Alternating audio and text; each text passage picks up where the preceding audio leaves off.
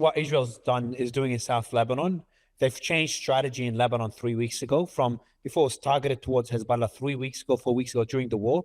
They started leveling villages, and I kind of flipped. I think we had the debate me and you once about Hezbollah, disarming Hezbollah. But what Israel, this policy in Lebanon now is Well, what they inexcusable. did But in Iran was basically to wipe out families and neighbors so that they can get a professor at a university who was teaching AI, or a professor at a university who taught physics. That's what they were doing. So, I'm not at all surprised that they would do such a thing. They do it all the time. They've been funding the genocide in Gaza for 2.5 years. However, with regards to the nuclear program, we already had a nuclear deal, and Trump tore it up. I don't agree, because you asked my opinion. I don't agree that Iran should give up the Strait of Hormuz. I think that Iran should have control from now on. That's their problem. They started the war, and that's permanently, the result.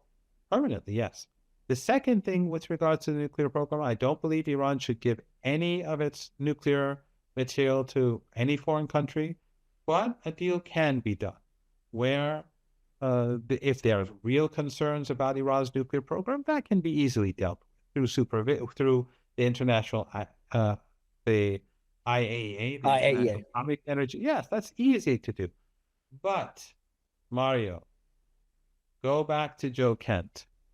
The issue, not now, not 5 years ago, was never about animal rights, human rights, global warming, the nuclear program, terrorism.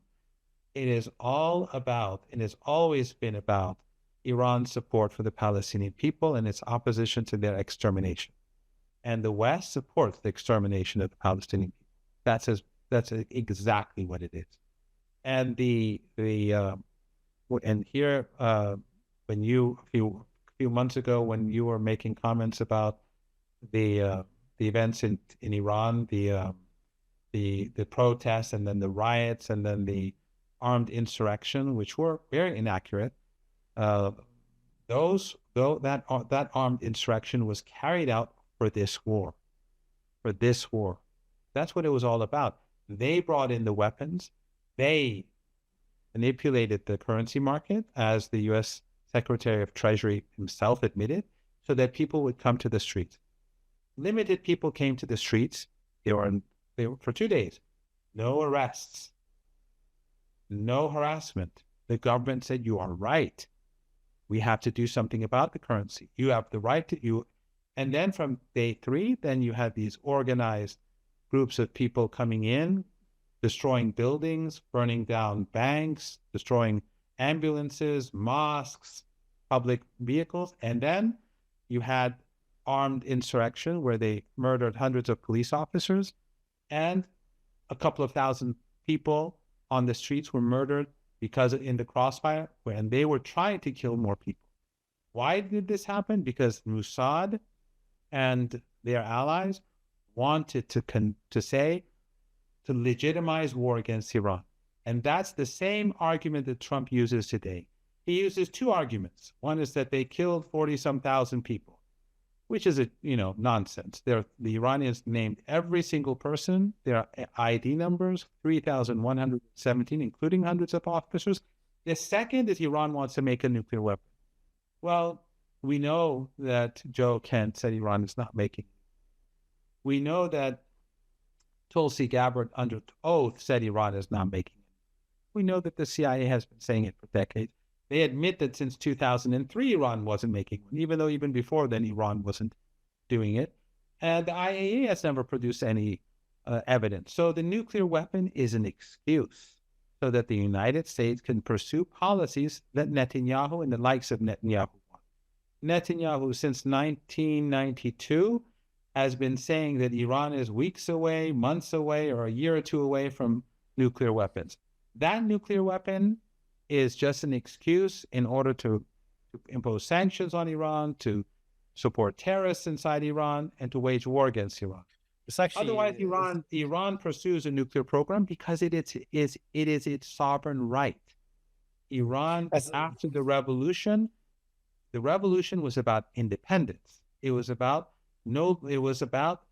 making decisions in Tehran, not in Washington or elsewhere. Yeah. And this is something that the Americans are going to have to come to terms with.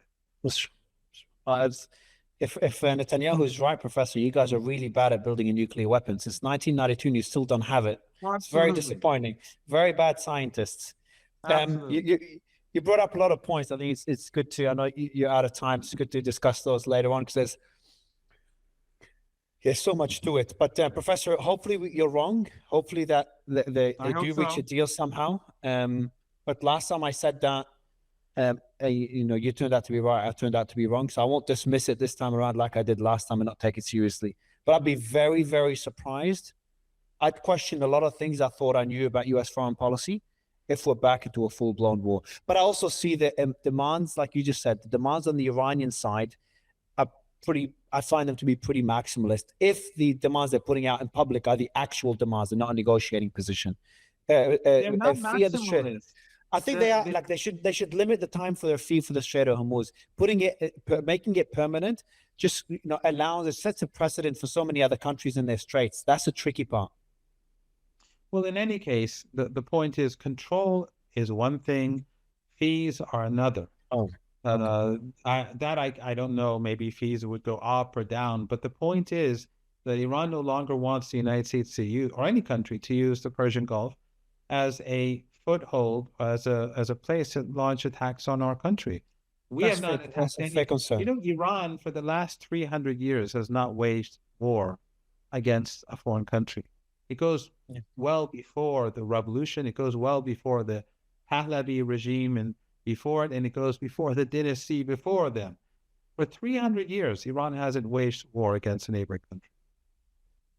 Professor, pleasure to have you back on the show. Thank you for your time. Thank you for having me.